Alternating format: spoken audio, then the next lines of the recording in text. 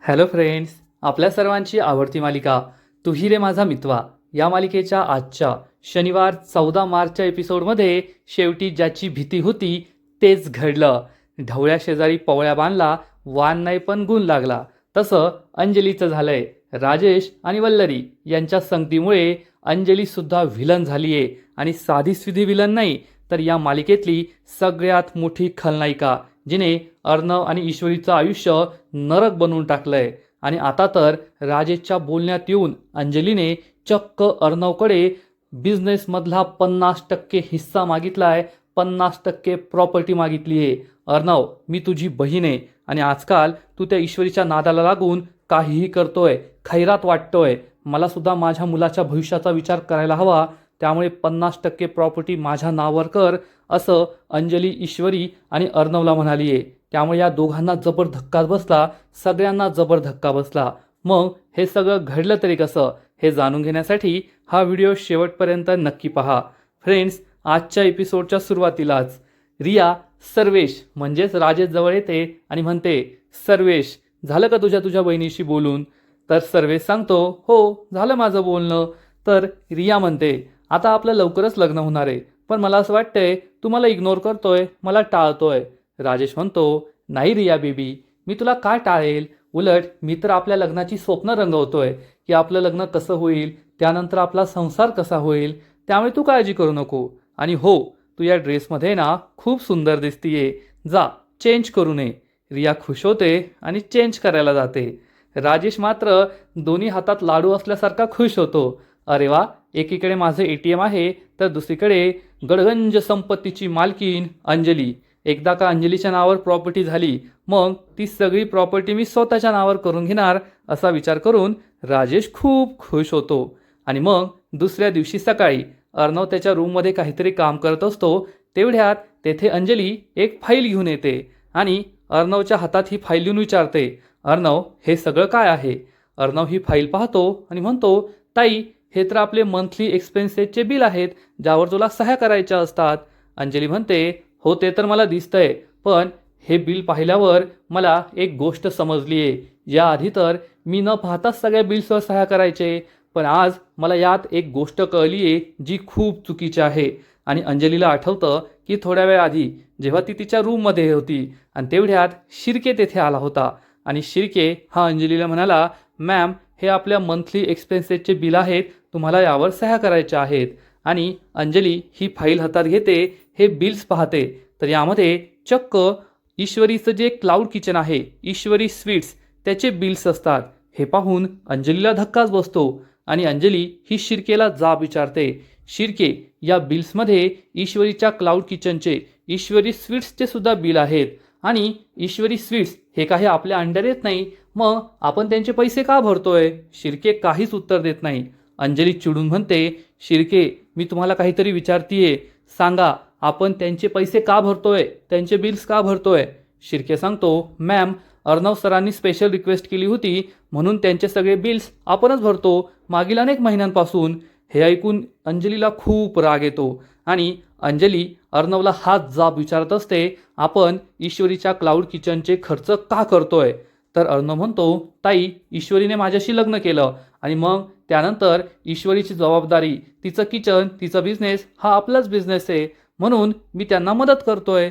अंजली चिडून म्हणते, अर्णव, ईश्वरीशी लग्न केल्याचा अर्थ असा होत नाही की ईश्वरीचा माहेरचा बिझनेस, ईश्वरीच्या माहेरची माणसं याची सगळी जबाबदारी आपली आहे, हे तू खूप चुकीचं करतोय. हे ऐकून अर्णवला जबर धक्काच बसतो. अंजलीताईचा हा चेहरा आजपर्यंत अर्णवने कधीच पाहिलेला नसतो. अंजली असं काही बोलेल यावर त्याचा विश्वासच बसत नाही. तर दुसरीकडे आकाश ईश्वरीच्या क्लाउड किचनला पोहोचतो नम्रताला भेटण्यासाठी आणि नम्रताला विचारतो, मॅडम, माझी ऑर्डर तयार आहे का? नम्रता विचारते, तुमची कोणती ऑर्डर? तर आकाश म्हणतो, कसं आहे ना, मी एक स्पेशल ऑर्डर दिली होती. येथील एक ज्या कुक आहेत ना, नम्रता नावाच्या, त्या माझ्या खूप फेवरेट आहेत, मला खूप आवडतात, मी त्यांच्यासाठी एक गिफ्ट घेऊन आली आहे, असं म्हणून आकाश तिला एक चॉकलेट देतो. नम्रता खूप खुश होते आणि हे दोघे एकमेकांच्या जवळ येतात. आकाशने तिच्यासाठी गुलाबाचं फूलसुद्धा आणलेलं असतं. नम्रता ही आकाशला विचारते, मला तुम्हाला एक प्रश्न विचारायचा आहे, तुम्ही मला तुमच्या घरी कधी घेऊन जाणार आहात? हे ऐकून आकाश खूप दुःखी होतो आणि म्हणतो, सॉरी, या प्रश्नाचं उत्तर माझ्याकडे नाही आहे, मी तुला एवढ्यात नाही सांगू शकत. तर नम्रता म्हणते, सर तुम्ही टेन्शन घेऊ नका, तुम्ही माझी चेष्टा केली, मी तुमची चेष्टा केली आणि मला माहिती आहे आज ना उद्या मी तुमच्या घरी येणार आहे आणि एकदा का मी तुमच्या घरी आले ना, तुमच्यासाठी मी छान छान पदार्थ बनवणार आणि तुम्हाला खाऊ घालणार. हे ऐकून आकाशला खूप आनंद होतो आणि इकडे वल्लरी एका संकेत नावाच्या माणसाला कॉल करते. संकेत हा फूड इन्फ्लुएन्सर असतो, सोशल मीडियावर खूप प्रसिद्ध असतो, फेमस असतो आणि हा संकेत ईश्वरीच्या क्लाउड किचन बाहेर ईश्वरी स्वीट्स बाहेर उभा असतो. वल्लरी त्याला विचारते, पोहोचलास का? संकेत सांगतो, हो मॅडम. वल्लरी म्हणते, तुला जे काही सांगितलंय ना अगदी तसंच करायचं, मोठा गोंधळ घालायचा आणि काहीही झालं तरी माघार घ्यायची नाही, एवढं लक्षात ठेव. संकेत विचारतो, पण मॅडम माझ्या पैशांचं काय? तर वल्लरी चिडून म्हणते, तुला काय वाटतं मी काय तुझ्याकडून फुकट काम करून घेणार आहे का? काळजी करू नको, काम चांगलं केलं ना तर उलट तुला जास्तीचे पैसे देईल. तर संकेत म्हणतो, ठीक आहे मॅडम, मी तर असंच विचारत होतो, पैशांचं बोलणं झालं पाहिजे ना, तुमचं काम नक्की होईल, तुम्ही काळजी करू नका. असं म्हणून संकेत फोन कट करतो. वल्लरी चांगलीच खुश होते आणि संकेत चक्क ईश्वरीच्या क्लाउड किचनमध्ये ईश्वरी स्वीट्समध्ये आल्या आल्या लगेच आपलं फेसबुक लाईव्ह सुरू करतो आणि म्हणतो, हॅलो फ्रेंड्स, मी आहे संकेत आणि आज मी तुम्हाला ईश्वरी स्वीट्स या क्लाउड किचनचं सत्य सांगणार आहे. संकेतचं हे वागणं पाहून आकाश आणि नम्रताला मोठा धक्काच बसतो. हा माणूस येथे काय करतोय हाच प्रश्न या दोघांना पडतो आणि संकेतच्या हातामध्ये एक बिर्याणीचा बॉक्स असतो आणि संकेत लगेचच नम्रता आणि आकाश जवळ येतो आणि म्हणतो, या आहेत ईश्वरी स्वीट्सच्या मालकीन आणि यांनीच मला अतिशय निकृष्ट दर्जाचं जेवण दिलं आहे. आकाश आणि नम्रताला जबर धक्काच बसतो. आकाश विचारतो, ओ मिस्टर, काय बोलताय तुम्ही? तुम्हाला काही कळतंय का? तर संकेत हा लगेचच लाईव्हवर बोलू लागतो, मी आज सकाळी यांच्याकडून बिर्याणी ऑर्डर केली होती आणि अतिशय निकृष्ट दर्जाची बिर्याणी यांनी मला दिली आहे. आणि लगेचच संकेत संपूर्ण क्लाउड किचनमध्ये फिरू लागतो, सगळे भांडी दाखवतो. पाहिलं का, ही भांडी किती अस्वच्छ आहेत, किती घाणेरडी आहेत, येथे हायजीन पाहिलं जात नाही. आकाश आणि नम्रता खूप चिडतात. आकाश पुढे येतो आणि संकेतला म्हणतो, ओ मिस्टर, तुमची काही तक्रार असेल ना तर ती ऑफिशियली नोंदवा. तुम्ही डायरेक्ट हे लाईव्ह काय सुरू केलंय आणि काही खोटं नाटं सांगताय, तुम्ही आमची बदनामी करताय. तर हा संकेत म्हणतो, तुम्हाला काय माहिती आहे का, आज सकाळी मी येथे बिर्याणी ऑर्डर केली, त्या बिर्याणीत एक नाही तर दोन झुरळं निघाली. तुम्ही काय आमचा जीव घ्यायला निघाले काय? आता मी तुम्हाला सोडणार नाही. असं म्हणून संकेत नम्रताजवळ येतो आणि म्हणतो, या आहेत या किचनच्या मालकीन, अतिशय घाणेरड्या दर्जाचं ते खायला देतात, तरीसुद्धा ऑनलाईन त्यांना 5 स्टार रेटिंग आहे. याचा अर्थ त्या खोटं बोलताय, याचा अर्थ त्यांनी फ्रॉड केला आहे. ईश्वरी स्वीट्समध्ये फ्रॉड सुरू आहे आणि तुम्हीसुद्धा यांच्याकडून काही ऑर्डर करू नका. ईश्वरी स्वीट्स बंद व्हायलाच पाहिजे. आकाश आणि नम्रता खूप चिडतात. आकाश विचारतो, ए काय बोलतोयस तू? तू ना कोणाच तरी सांगण्यावरून येथे आलाय आमची बदनामी करायला. तर लगेचच हा संकेत म्हणतो, मी तुमची बदनामी नाही करायला आलोय, मी तुमचं सत्य सगळ्या जनतेला सांगायला आलोय आणि मी आता तुम्हाला सोडणार नाही.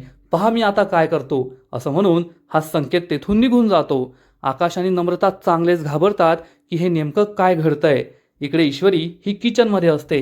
नम्रता तिला कॉल करते आणि क्लाउड किचनमध्ये काय घडलं हा सगळा प्रकार सांगते.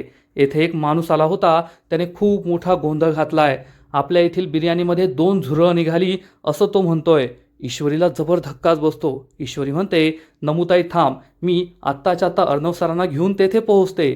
ईश्वरी ही आपल्या रूममध्ये जायला निघते. तर इकडे वल्लरी हे फेसबुक लाईव्ह पाहत असते की संकेतने आपलं काम केलं की नाही आणि तिला खूप आनंद होतो की संकेत आपलं काम चोख बजावतोय.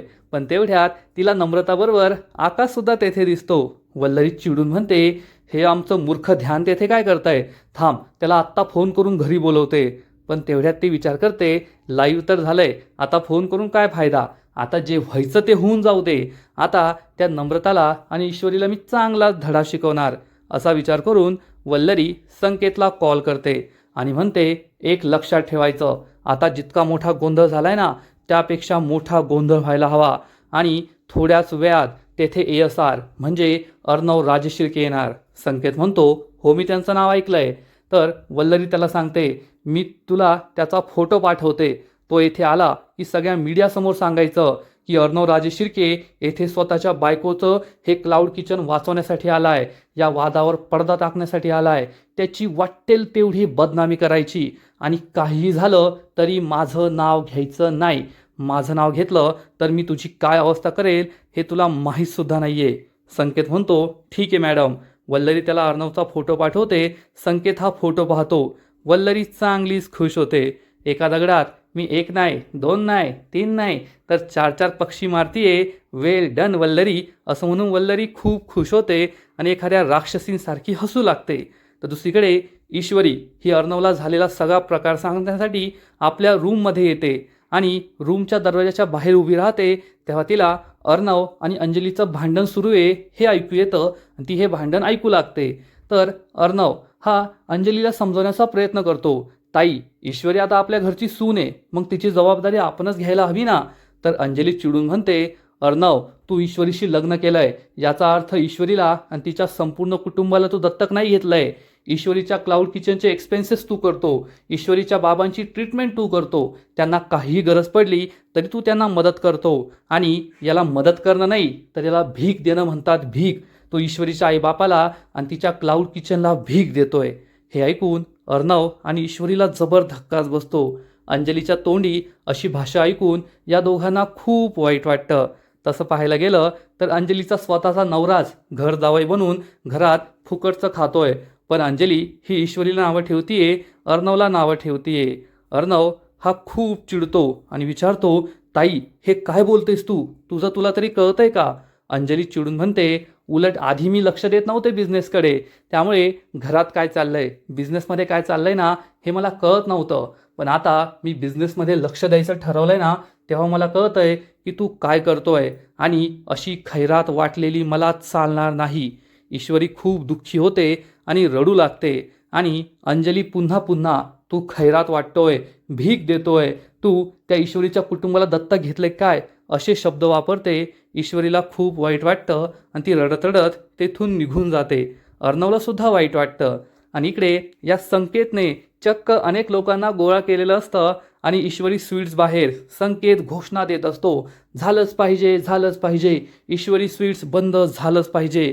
तेथे पोलीससुद्धा आलेले असतात आणि आकाश, सुप्रिया, नम्रता या सर्वांना वाचवत असतात आणि हे सगळेजण चक्क ईश्वरीच्या क्लाउड किचनमध्ये घुसण्याचा प्रयत्न करतात.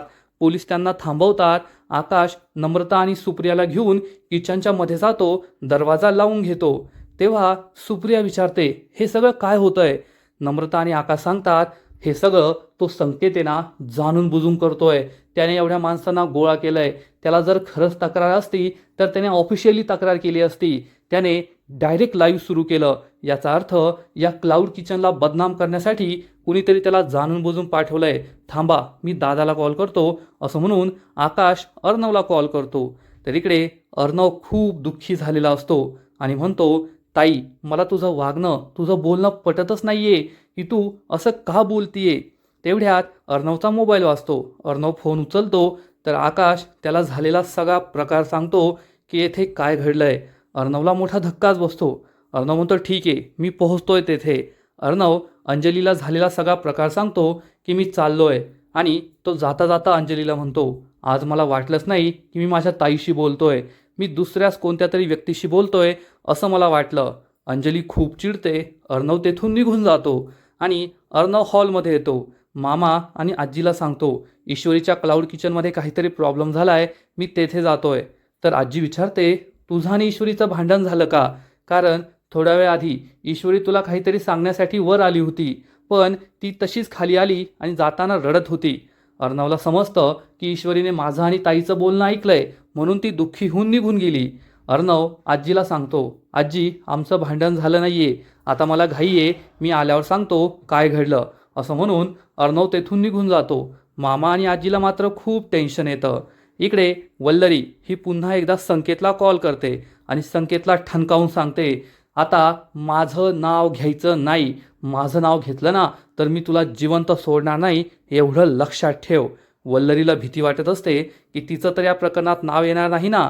आणि इकडे संकेत हा लोकांना गोळा करून जोरजोरात घोषणा देतच असतो, झालंच पाहिजे झालंच पाहिजे, ईश्वरी स्वीट्स बंद झालंच पाहिजे. तेथे मीडियाची माणसंसुद्धा आलेली असतात, न्यूज चॅनलची माणसंसुद्धा आलेली असतात.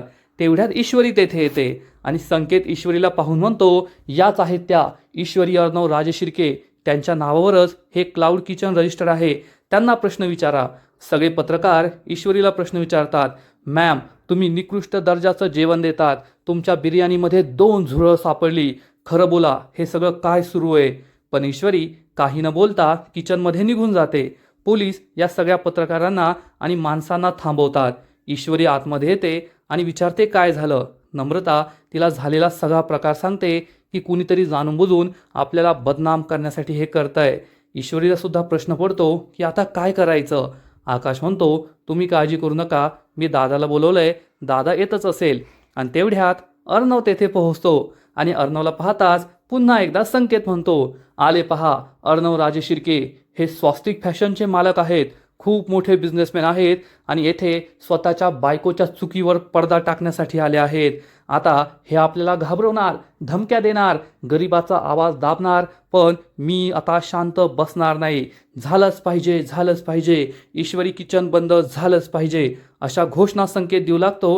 ही सगळी माणसं त्याच्या मागे घोषणा देत असतात. अर्णव पुढे येतो तर पत्रकार त्याला थांबवतात आणि प्रश्न विचारतात. अर्णव राजशिर्के, तुम्ही तुमच्या बायकोचे निकृष्ट दर्जाचं जेवण लपवण्यासाठी येथे आला आहात का? तुम्ही येथे का आला आहात सांगा, या बिचाऱ्याला दमदाटी करायला आला आहात का? अर्णव चिडून म्हणतो, गप्प बसा, तुम्हाला काय प्रकरण ते माहिती आहे का? आधीच काही पण बोलताय, थांबा, मी आत्ता येतो, असं म्हणून अर्णव आतमध्ये निघून जातो. अर्णव आतमध्ये येऊन विचारतो, व्हॉट नॉनसेन्स, काय चाललं हे सगळं? एका माणसाने एवढी माणसं जमवली, पोलीस, मीडिया, हे सगळं काय चाललंय? तर लगेचच आकाश सांगतो, दादा, हा सगळा त्या माणसाचा प्लॅन आहे. कोणीतरी ईश्वरीच्या क्लाउड किचनला बदनाम करण्यासाठी हे सगळं करतंय. नाहीतर त्या माणसाने येथे येताच लगेचच लाईव्ह सुरू केलं. हे सगळं शक्य नाहीये. अर्णव म्हणतो, आपल्याला काहीतरी मार्ग काढावा लागेल, नाहीतर हे प्रकरण खूप वाढेल. ईश्वरी म्हणते, सर, माझ्याकडे एक प्लॅन आहे. अर्णव विचारतो, काय? ईश्वरी त्याला आपला सगळा प्लॅन सांगते. सगळ्यांनाच हा प्लॅन आवडतो. ईश्वरी अर्णवला म्हणते, सर, फक्त तुम्ही थोडं शांत राहायचं, त्याच्याशी शांतपणे बोलायचं. अर्णव चिडून म्हणतो, आता तू मला शिकवणार का कोणाशी कसं बोलायचं? ईश्वरी म्हणते, सर, तसं नाही, पण तुम्ही कधी कधी खूप चिडतात. अर्णव म्हणतो, मी चिडणं ते योग्यच आहे, तू मला नको शिकू कोणाशी कसं बोलायचं. ईश्वरी आणि अर्णवमध्ये भांडण सुरू होतं तर नम्रता म्हणते, तुम्ही दोघे प्लीज गप्प बसा, ही काय भांडायची वेळ नाहीये, आता दुसरं काम महत्त्वाचं आहे. हे दोघे शांत होतात, गप्प बसतात. तर इकडे अंजली तिच्या रूममध्ये असते. मामी तेथे येते आणि या संकेतचा व्हिडिओ अंजलीला दाखवते.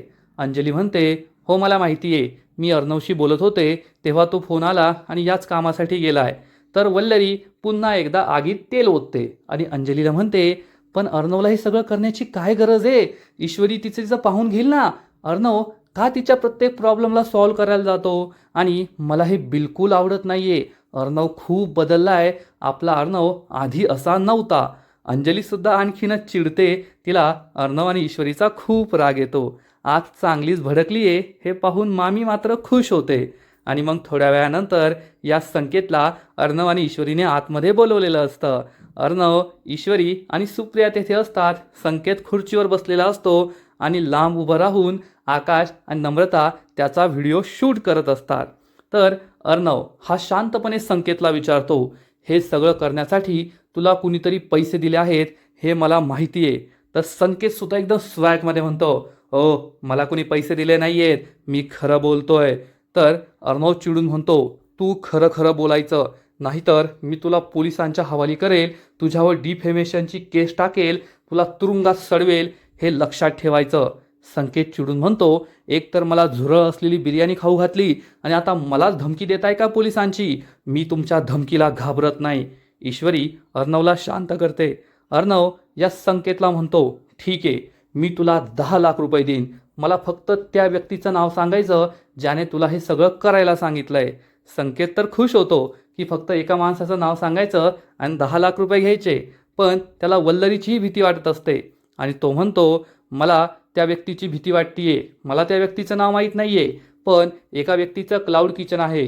तुमच्या क्लाउड किचनमुळे त्याचं क्लाउड किचन बंद पडलंय, त्यामुळेच त्याने मला पैसे देऊन हे सगळं करायला सांगितलं होतं. आता तुम्ही मला 10 लाख रुपये देताय तर मी सगळं काही सांगायला तयार आहे. आणि तेवढ्यात नम्रता आणि आकाश बाहेर येतात. आकाश म्हणतं, अरे वा, काय भारी व्हिडिओ आलाय, एकदम मस्त. संकेतला जबर धक्काच बसतो. संकेत खूप चिडतो आणि म्हणतो, तुम्ही मला फसवलं का? आणि संकेत चक्क आकाशच्या हातातून मोबाईल हिसकवण्याचा प्रयत्न करतो. तर अर्णव या संकेतच्या सणसणीत मुस्काटात मारतो. सगळे चांगलेच घाबरतात.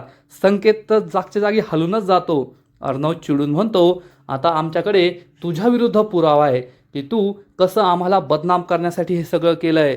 त्यामुळे जास्त शहाणपणा करायचा नाही, नाहीतर तुला आयुष्यभर जेलमध्ये सडवेल. आत्ताच्या आत्ता बाहेर जायचं, सगळ्या मीडियासमोर, लोकांसमोर, पोलिसांसमोर कबुली द्यायची की हे सगळं तू आम्हाला बदनाम करण्यासाठी केलंय. नाहीतर तुझा हा व्हिडिओ आम्ही सोशल मीडियावर व्हायरल करू, मग तुला कळेल. संकेत चांगलाच घाबरतो. सुप्रिया, ईश्वरी, नम्रता खुश होतात.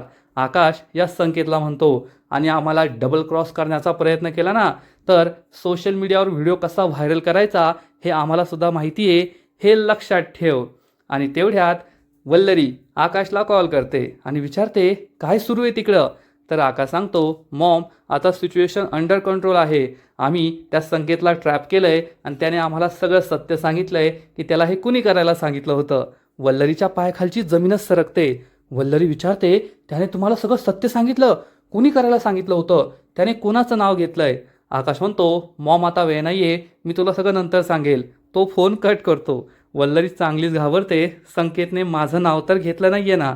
आणि मग नम्रता, आकाश, अर्णव यांना थँक्यू म्हणते. ईश्वरीसुद्धा अर्णवला थँक्यू म्हणते. आणि संकेत बाहेर येतो आणि सगळ्या मीडियाच्या लोकांना सांगतो, मी हे सगळं एका क्लाउड किचनच्या मालकाच्या सांगण्यावरून केलं. येथील बिर्याणीमध्ये झुरळ निघलं नव्हतं. हे सगळे आरोप खोटे आहेत. मीडियावाले विचारतात, त्या क्लाउड किचनच्या मालकाचं नाव सांगा. तर संकेत म्हणतो, मला त्याचं नाव माहिती नाही आहे. आणि हे सगळं वल्लरी अंजलीला दाखवते आणि म्हणते, कदाचित हे सगळं खरं असेल, पण आता हा माणूस खोटं बोलतोय. अंजली म्हणते, पण अर्णवला हे सगळं करण्याची गरज तरी काय आहे? त्या ईश्वरीला मदत करण्याची काय गरज आहे? तेवढ्यात शिर्के तेथे येतो आणि अंजलीला म्हणतो, हा 10 लाख रुपयांचा चेक आहे. अर्णव सरांनी तुम्हाला यावर अर्जंट सही करायला सांगितली आहे. हे ऐकून अंजली आणि मामीला जबर धक्काच बसतो. अर्णव पैशांची खैरात वाटतोय म्हणून अंजली खूप चिडते आणि ती लगेचच राजेशला कॉल करते आणि राजेशला झालेला सगळा प्रकार सांगते की क्लाउड किचनमध्ये काय घडलं आणि अर्णवने काय केलं. आणि मग राजेश आगीत आणखीन तेल ओततो आणि म्हणतो, पाहिलं का अंजली, मी तुला सांगितलं होतं, तो अर्णव ना एक दिवस सगळी प्रॉपर्टी ईश्वरीच्या नावावर करेल आणि आपल्या सगळ्यांना भीक मागायला लावेल. त्यामुळे आता तू अर्णवकडून प्रॉपर्टीतला अर्धा हिस्सा मागून घे, म्हणजे आपलं आणि आपल्या बाळाचं भविष्य सुखरूप होईल आणि काही टेन्शन घ्यायची गरज राहणार नाही. अंजली म्हणते, अहो तुम्ही खरं बोलताय, मला तुमचं पटतंय. परंतु ईश्वरी तोपर्यंत घरी आलेली असते आणि ईश्वरीने हे सगळं ऐकलेलं असतं. ईश्वरीला समजतं हा सगळा राजेशचा प्लॅन आहे. राजेश अंजलीला भडकवतोय. इकडे राजेश विचार करतो, बावळट बायको, एकदा का तुझ्या नावावर सगळी प्रॉपर्टी झाली, मग ती माझ्या नावावर करून घ्यायला मला कितीसा वेळ लागणार आहे. आणि तो खूप खुश होतो. तर ईश्वरी विचार करते, आता या राजेशला धडा शिकवावाच लागेल. आणि आजचा एपिसोड येथेच संपतो. फ्रेंड्स, तू ही रे माझा मितवा या मालिकेचा आजचा एपिसोड खरंच खूप भारी होता. अर्णव आणि ईश्वरीने आपलं क्लाउड किचन तर वाचवलं, पण आता अंजली त्यांच्यावर खूप मोठा बॉम्ब टाकणार आहे. मग नेमकं घडणार तरी काय? तर फ्रेंड्स, तू ही रे माझा मितवा या मालिकेच्या पुढील एपिसोडमध्ये आपण पाहू की अंजली ही चक्क अर्णव, ईश्वरी आणि घरातील सगळ्यांना म्हणेल, आता मला तुम्हाला जे काही सांगायचं आहे ना, त्यामुळे तुम्हाला धक्का बसेल, पण आता पाणी डोक्यावरून चाललंय आणि हे करणं गरजेचं आहे. आणि ती चक्क अर्णवला म्हणेल, अर्णव, मी तुझी बहीण आहे, या नात्याने मी तुझ्या प्रॉपर्टीमधला अर्धा हिस्सा मागतीये, अर्धी प्रॉपर्टी माझ्या नावावर कर. हे ऐकून अर्णव आणि ईश्वरीला जबर धक्काच बसणार. मामा, मामी, आजी यांच्याही पायाखालची जमीनच सरकेल. मग आता अर्णवला ईश्वरीने हे आधीच सांगितलं असेल का? त्यांनी काही प्लॅन बनवला असेल का? हे पाहणं खूप इंटरेस्टिंग असेल. कारण मामीला सुद्धा हा मोठा धक्का आहे. मामीला हे अपेक्षित नव्हतं की अंजली चक्क अर्धी प्रॉपर्टी मागेल, कारण ही सगळी प्रॉपर्टी मामीला हवी आहे. मग आता पुढे काय होईल हे पाहणं खूप इंटरेस्टिंग असणार आहे. तर फ्रेंड्स, तुम्हाला सुद्धा तू ही रे माझा मितवा ही मालिका आवडते का? नक्कीच कमेंट करून सांगा. आणि या मालिकेचे असेच नवीन नवीन एपिसोड सर्वात आधी पाहण्यासाठी व्हिडिओला लाईक करा, शेअर करा, चॅनलला सबस्क्राईब करून बेल आयकॉनवर क्लिक करा. म्हणजे या मालिकेचे नवीन नवीन एपिसोड तुम्हाला सर्वात आधी पाहायला मिळतील. खूप खूप खूप धन्यवाद.